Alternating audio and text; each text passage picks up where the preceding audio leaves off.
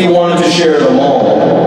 But I also want to share the idea that a love supreme, from his perspective, and I agree with this, turns out to be Coltrane's new persuasive words for God's grace. A love supreme. Now, I'm not going to read all of the liner notes. It's important, though, to read certain parts of it to understand what we're talking about and how Coltrane expresses in the liner notes the experience of receiving God's grace and how that spurred his creativity. Because, after all, what I'm trying to share with you here is how Coltrane shows us this relationship between God's grace and the creative process. At the beginning, Coltrane says, during the year 1957, I experienced by the grace of God a spiritual awakening which was to lead me to a richer, fuller, more productive life. At that time, in gratitude, I humbly asked to be given the means and privilege to make others happy through music. I feel this has been granted, repeat after me, through His grace. All praise to God. Praise God. And then as Coltrane continues, let's get to the end of this, because the end of this is what inspired Dr. Salim Washington, this wonderful composition, this four-piece suite that you've been hearing. May we never forget that in the sunshine of our lives, through the storm, and after the rain, it is all with God, in all ways and forever. All praise to God, with love to all, I thank you, John Coltrane.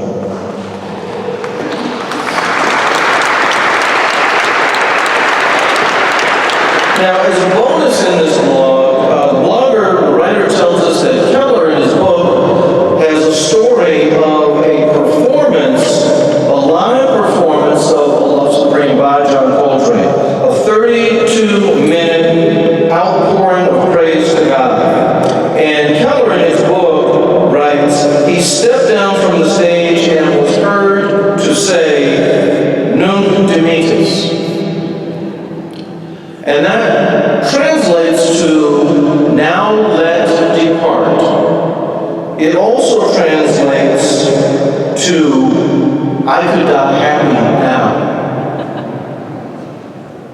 These are Simeon's words in Luke chapter 2, after Simeon had seen the promised Messiah. The Messiah was presented by his mother and father in the synagogue, and Simeon saw the Messiah and said, I could die happy now.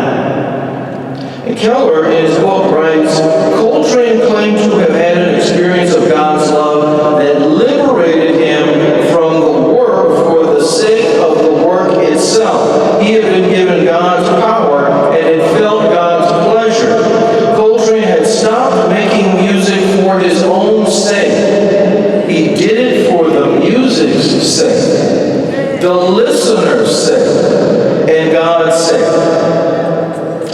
So what I take from that is an understanding that Coltrane had of how grace breeds creativity in the recipient. That when you receive grace, there is a creative energy that comes from this. This, if you think about it, is very counter to the typical Western thinking about the production of art. I mean, there's force behind it, right? There's struggle. Some art is performed out of obligation, and as you know, we live in an era in which a lot of art is produced for money. Doesn't have anything to do with grace, the inspiration, the love of God. It has to do with taking care of the ends, right? Providing for oneself. And not all artists are even able to do that. So what is grace? We know that grace is love and it's mercy. We know that it's with us all the time. We know that it's forgiveness, right? It's what we experience when we are fully loved for all of our mistakes, all of our errors, all of our shortcomings. The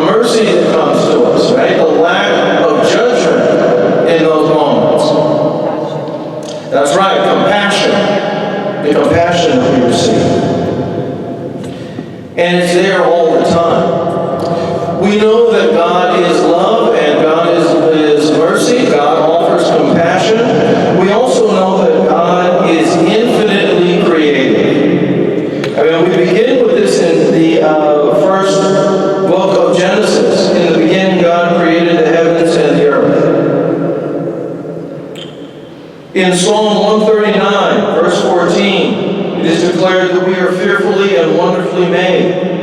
In the book of Exodus, in chapter 25, God instructed the Israelites to build a tabernacle as a place for worship and gave details on how that tabernacle would be constructed. We know that David was a musician whose ability caused demons to flee. Solomon wrote poetry. And in the book of Acts, Tabitha made clothing for the poor. We can experience grace through creativity if we, as metaphysical Christians, mystics, and seekers, understand that we are co-creators with God, and that the creative process involves communing with God, being one with God, listening. Sometimes it just requires listening and quiet and shutting off the noise, which is what we do tonight as we listen deeply, as Coltrane instructed us to do. Dear listener, right? He understood the value of the listener. Sufi mystic and musician Hazrat Inayat Khan wrote, "Music, the word we use in our everyday language, is nothing less than a picture of our beloved. But the question is what is our beloved, and where is our beloved? Our beloved is that which is our source and our goal, and what we see of our beloved before our physical eyes is the beauty which is before us.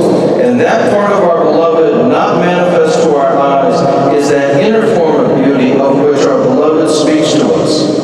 If only we would listen to the voice of all the beauty that attracts us in any form, we would find that in every aspect it tells us that behind all manifestation is the perfect spirit, the spirit of wisdom."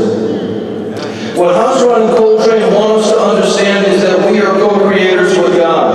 Every thought and feeling attuned to love brings into manifestation an increase of good. Remember, Coltrane talked about wanting to be a force for good in the world. We know what happens in the creative process. First, you have an idea, maybe even it's a dream, but then there's that second part that involves putting energy to it. And in that second part where one puts energy to it, this is where one works as a co-creator with God, listening, attuned to God. And then the idea becomes manifest, but only because we trust in God. So I told you that I would keep it short so that we can get back to the suite.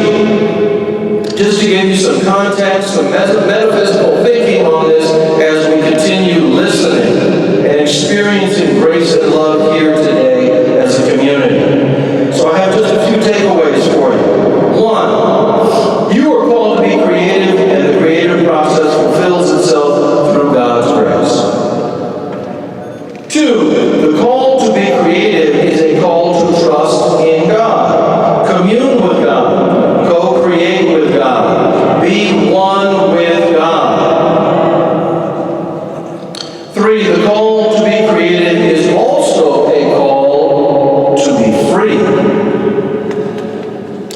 You know, this has always been about freedom, creativity through grace and trusting in God. I think Coltrane experienced freedom when he said, in fact, "I could die happy now," after his performance of A Love Supreme. And one of the great gifts that African-descended people have brought to the Americas, to the Caribbean, to the United States in particular, is the gift of that freedom, the music that we shared that has been about freedom, the music that we always intended to be there for other people who were seeking freedom wherever they were. That's the jazz, that's the hip-hop, that's gospel, that's the blues, that's every music form that we've created. Every music form that America is known for that comes out of this experience. Every form. This is why Duke Ellington wrote the Far East Suite. Coltrane performed live in Japan. Why you can find photos of Satchmo before the pyramids, because we took the music around the world to share it, and we continue to do so. And we're sharing it with you tonight, that you might